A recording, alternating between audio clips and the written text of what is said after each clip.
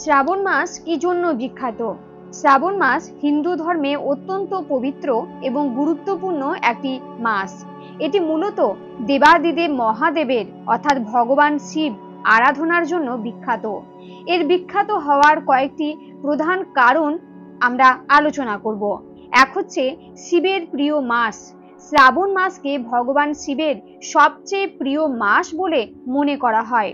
ভক্তরা বিশ্বাস করেন এই মাসে নিষ্ঠা ভরে শিবের পূজা করলে মহাদেব প্রসন্ন হন এবং ভক্তদের মনোবাঞ্ছা পূর্ণ করেন।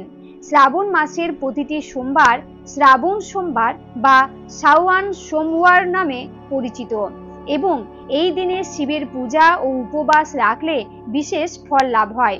দুই হচ্ছে সমুদ্র মন্থনের ঘটনা।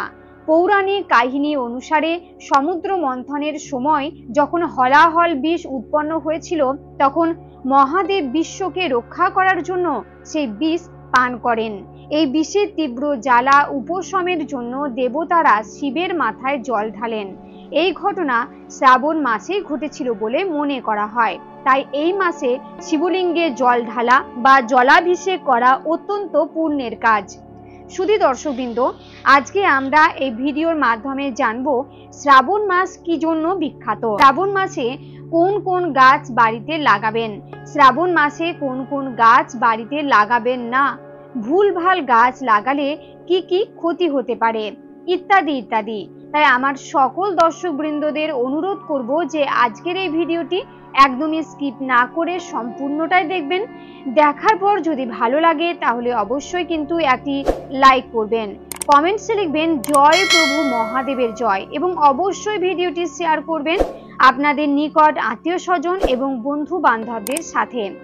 শ্রাবণ মাসের এই ভিডিওটি পেলে প্রত্যেকেই উপকৃত হবেন এবং আপনাকে ধন্যবাদ জানাবেন। চলুন দর্শকবৃন্দ, আসা যাক মূল পর্বে। 3 হচ্ছে শিব পার্বতীর বিবাহ। কিছু বিশ্বাস অনুসারে দেবী পার্বতী দীর্ঘ সাধনা করে এই শ্রাবণ মাসে ভগবান শিবকে স্বামী রূপে লাভ করেছিলেন। তাই বিবাহিত মহিলাদের জন্য এই মাসে শিবের পূজা করা দাম্পত্য সুখ ও স্বামীর দীর্ঘায়ু কামনার জন্য অত্যন্ত শুভ বলে বিবেচিত হয়। অবিবাহিত মেয়েরাও এই মাসে ভালো জীবনসঙ্গী পাওয়ার জন্য উপবাস ও পূজা করেন। 4 হচ্ছে বর্ষার আগমন। শ্রাবণ মাস বর্ষাকালের দ্বিতীয় মাস। বর্ষার শুরু আষাঢ় মাসে এবং এই সময়ে প্রকৃতি নতুন জীবন লাভ করে।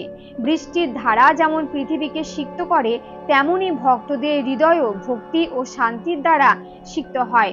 কৃষি প্রধান ভারতের জন্য বর্ষার আগমন খুবই গুরুত্বপূর্ণ, যা এই মাসের গুরুত্ব আরো বাড়িয়ে তোলে। 5 হচ্ছে বিশেষ উৎসব ও আচার। শ্রাবণ মাসে শুধু শিব পূজা নয়, আরো অনেক গুরুত্বপূর্ণ উৎসব ও আচার পালিত হয়, যেমন কানুয়ার যাত্রা। শিব ভক্তরা এই মাসে পবিত্র গঙ্গা নদীর জল নিয়ে পায়ে হেঁটে শিবের বিভিন্ন মন্দিরে যান এবং সেই জল শিবলিঙ্গে অর্পণ করেন। রক্ষাবন্ধন, ভাই বোনের পবিত্র বন্ধনের উৎসব রক্ষাবন্ধন শ্রাবণ পূর্ণিমা তিথিতেই পালিত হয়। নাগ পঞ্চমী, এই মাসে নাগ দেবতার পূজা করা হয়। মঙ্গল গৌরী ব্রত, শ্রাবণ মাসের প্রতি মঙ্গলবার বিবাহিত মহিলারা দেবী পার্বতীর পূজা করেন স্বামী ও পরিবারের মঙ্গলের জন্য। 6 আধ্যাত্মিক শুদ্ধতা। শ্রাবণ মাসকে আধ্যাত্মিক শুদ্ধতা, আত্মসংযম এবং ভক্তির মাস হিসাবে দেখা হয়। এই সময়ে সাত্ত্বিক জীবনযাপন, মন্ত্র জপ, ধ্যান এবং ধার্মিক কাজ করার মাধ্যমে মন ও শরীরকে শুদ্ধ করার চেষ্টা করা হয়। এইসব কারণে শ্রাবণ মাস হিন্দু ধর্মে এক বিশেষ স্থান অধিকার করে আছে এবং ভক্তরা অত্যন্ত শ্রদ্ধা ও ভক্তির সাথে এই মাসটি উদযাপন করেন। শ্রাবণ মাসে বাড়িতে কোন কোন গাছ লাগাবেন?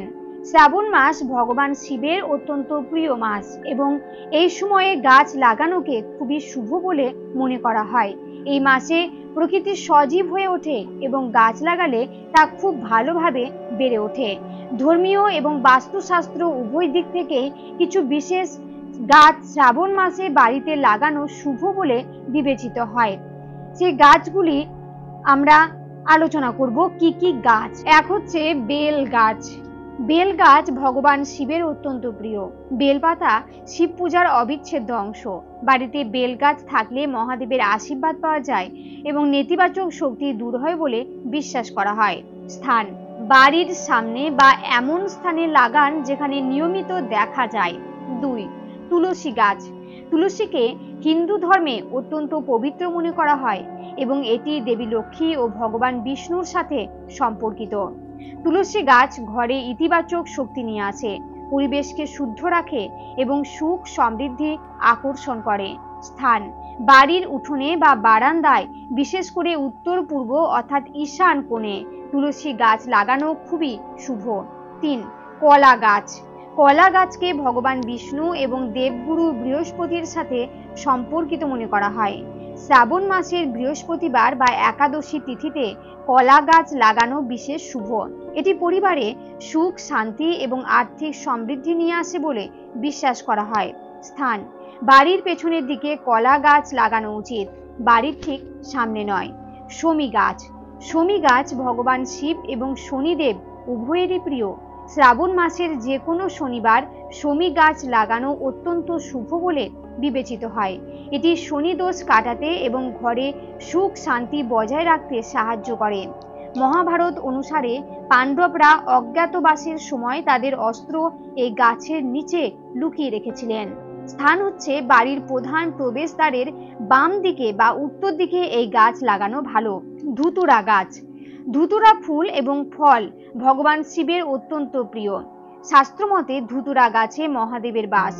শ্রাবণ মাসে ধুতুরা গাছ লাগালে ঘরে নেতিবাচক শক্তির প্রভাব দূর হয় এবং ধন সম্পদ বৃদ্ধি পায়।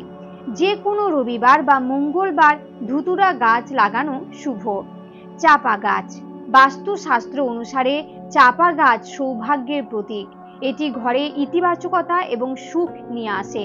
এই মাসে চাপা গাছ লাগালে অখণ্ড সৌভাগ্য লাভ হয় বলে বিশ্বাস করা হয়। বাড়ির উত্তর পশ্চিম দিকে চাপা গাছ লাগানো সবচেয়ে শুভ। গাছ লাগানোর পাশাপাশি সেগুলোর সঠিক যত্ন নেওয়াও জরুরি। নিয়মিত জল দিন এবং সুস্থ রাখুন। প্রতিটি গাছের জন্য বাস্তুশাস্ত্র অনুসারে নির্দিষ্ট দিক রয়েছে, সেই অনুযায়ী গাছ লাগালে শুভ ফল পাওয়া যায়।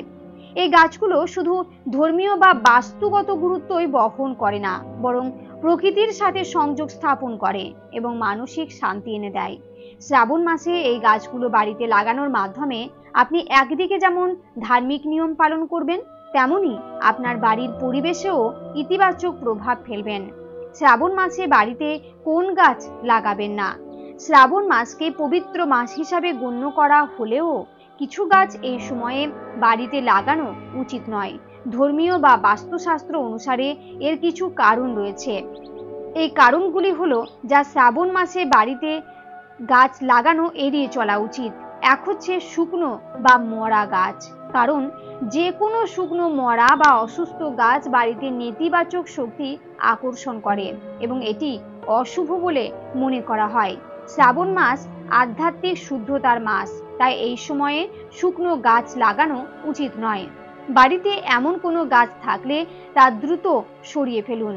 2 হচ্ছে কাঁটাযুক্ত গাছ, অর্থাৎ গোলাপ ছাড়া গোলাপ ব্যতীত কাঁটাযুক্ত গাছ যেমন ক্যাকটাস বা অন্যান্য কাঁটাযুক্ত গুল্ম গাছ বাড়িতে লাগানো অশুভ বলে বিবেচিত হয়। এগুলি পরিবারে কলহ বা বিবাদের কারণ হতে পারে এবং নেতিবাচক শক্তি বাড়ায়। এই গাছগুলো বাড়ির ভেতর বা প্রবেশদ্বারের কাছে না রেখে দূরে কোনো বাগানে লাগানো যেতে পারে। 3 হচ্ছে তেঁতুল গাছ। বাস্তুশাস্ত্র অনুসারে তেঁতুল গাছকে অশুভ বলে মনে করা হয়। বিশ্বাস করা হয় যে এই গাছে অশুভ শক্তি বা নেতিবাচক প্রভাব থাকে, যা বাড়িতে শান্তি বিঘ্নিত করতে পারে। বাড়ির সীমানার খুব কাছে বা একেবারে বাড়ির উঠোনে তেঁতুল গাছ না লাগানোই ভালো। 4 হচ্ছে তুলসী গাছ। বিশেষ পরিস্থিতিতে যদিও তুলসী গাছ অত্যন্ত পবিত্র এবং অধিকাংশ বাড়িতেই এর পূজা করা হয়, তবে শ্রাবণ মাসে অর্থাৎ বিশেষ করে একাদশী তিথিতে রবিবার বা মঙ্গলবার তুলসী গাছ লাগানো বা এর পাতা ছেঁড়া উচিত নয়। কিছু ধর্মীয় বিশ্বাস অনুসারে রবিবার তুলসী পাতা ছেঁড়া বা রোপণ করা অশুভ। অন্য কোনো শুভ দিনে তুলসী গাছ লাগাতে পারেন। শ্রাবণ মাসের অন্যান্য দিনে তুলসী লাগানো বা পূজা করা শুভ। 5, যে গাছ থেকে দুধের মতো সাদা রস বের হয়। কিছু গাছ আছে যেগুলি কাটলে বা ভাঙলে সাদা দুধের মতো রস বের হয়। বাস্তুশাস্ত্র অনুসারে এই ধরনের গাছ বাড়িতে লাগানো অশুভ বলে মনে করা হয়, কারণ এটি পরিবারের বিভেদ সৃষ্টি করতে পারে।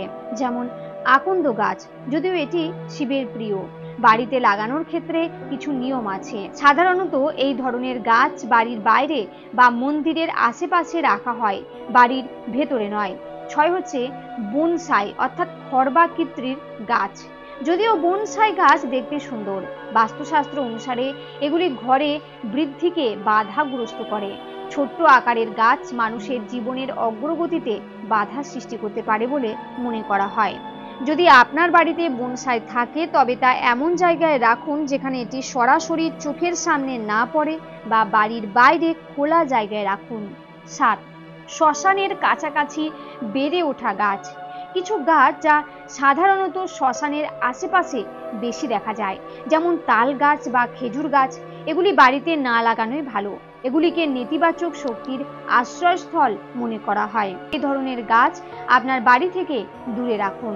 শ্রাবণ মাসে পবিত্রতা ও ইতিবাচকতা বজায় রাখতে এই বিষয়গুলি মাথায় রাখা ভালো। সঠিক গাছ নির্বাচন আপনার বাড়িতে সুখ, শান্তি এবং সমৃদ্ধি আনতে সাহায্য করবে। আজকের এই পর্বটি আমি এখানেই শেষ করছি। আশা করছি আজকের ভিডিওটি আপনাদের ভালো লাগলো এবং একটু হলে উপকারে লাগলো। ভিডিওটি ভালো লাগলে অবশ্যই কিন্তু লাইক, কমেন্টস এবং শেয়ার করবেন। আর যদি চ্যানেলে নতুন হন তাহলে অবশ্যই চ্যানেলটিকে সাবস্ক্রাইব করে আমার সাথে থাকবেন। দেখা হবে ধর্মকথা চ্যানেলের নতুন আরো একটি ভিডিও নিয়ে। সবাই খুব ভালো থাকবেন, সুস্থ থাকবেন। নমস্কার।